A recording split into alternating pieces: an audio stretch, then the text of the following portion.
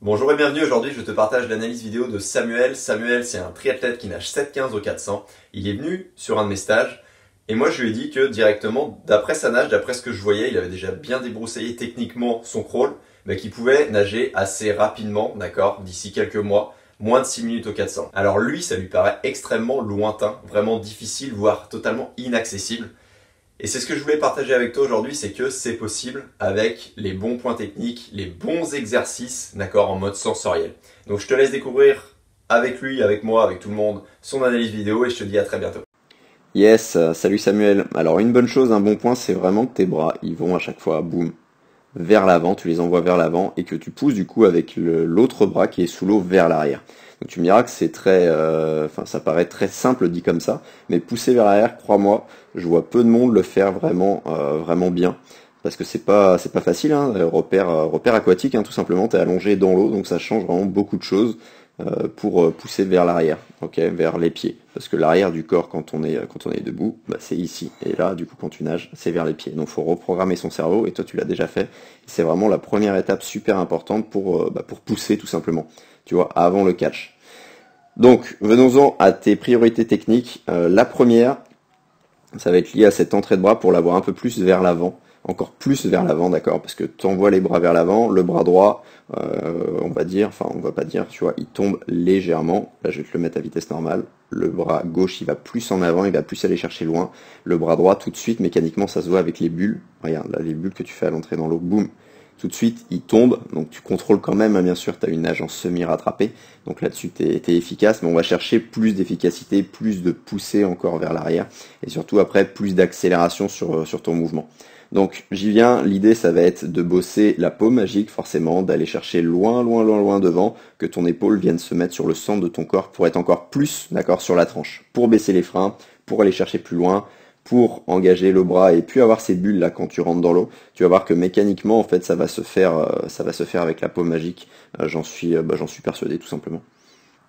Et donc ensuite, un deuxième point dans ce premier point, là je te parlais d'accélération, donc tu accélères déjà forcément l'eau de manière progressive, mais on va chercher à le faire encore plus, surtout en expirant un peu plus, parce que regarde, ce qui se passe, c'est que, bon, je vais revenir un petit peu, hop, c'est que tu expires, mais vraiment très peu.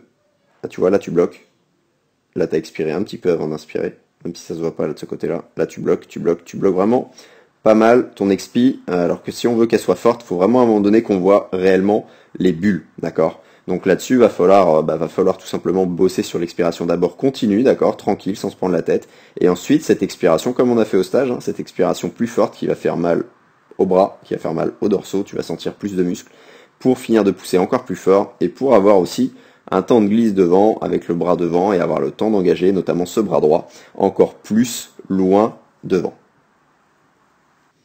Deuxième point, donc toujours au niveau des appuis, de l'amplitude, tout ça, ça va être tout simplement le catch. De mettre le creux de ton coude ici qui part dans cette direction-là, de le mettre vraiment vers le fond pour pouvoir faire, hop, ça, en tout cas de plus en plus, là tu vois, tu arrives à le faire un tout petit peu, ben là on va chercher vraiment à prendre encore plus d'eau de manière, bah, tu l'as compris, ensuite à l'emmener vers l'arrière, toujours avec cette rythmique, avec cette expiration de plus en plus forte.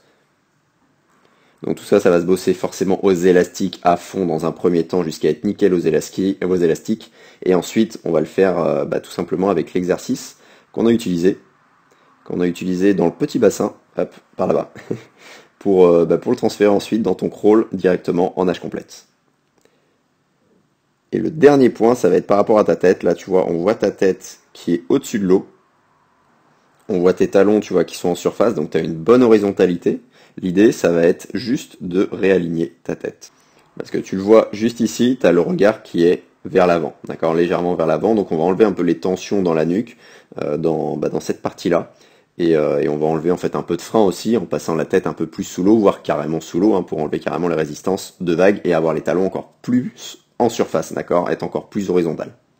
Donc voilà ce que ça donne, tu vois, tu as le regard ici qui est en avant, donc on va chercher hop, à aligner un peu plus la nuque, à étirer un peu plus là, ici, au niveau de la nuque, de manière à avoir ton regard vraiment qui est dirigé par ici, le visage parallèle au sol, pour que, hop, tu passes vraiment sous la surface de l'eau.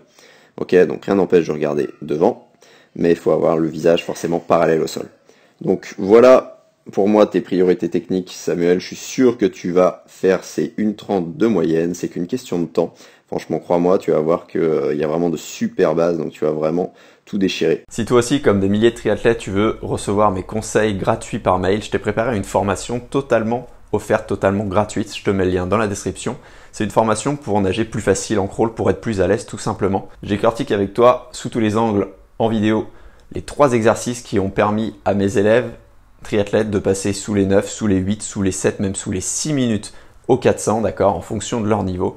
Dont cet exercice qui fonctionne vraiment très bien pour être tout de suite dès la première séance en fait plus à l'aise, plus facile, pour gagner un petit peu de mouvement dans la longueur, pour être avec un peu plus d'amplitude, pour vraiment dépenser encore moins d'énergie en fait finalement. Et dès la première séance, tu devrais ressentir toi aussi cette chose-là. Donc je te mets le lien dans la description, je te laisse découvrir les 3 exercices avec des séances clés en main. Et sur ce, je te dis à bientôt.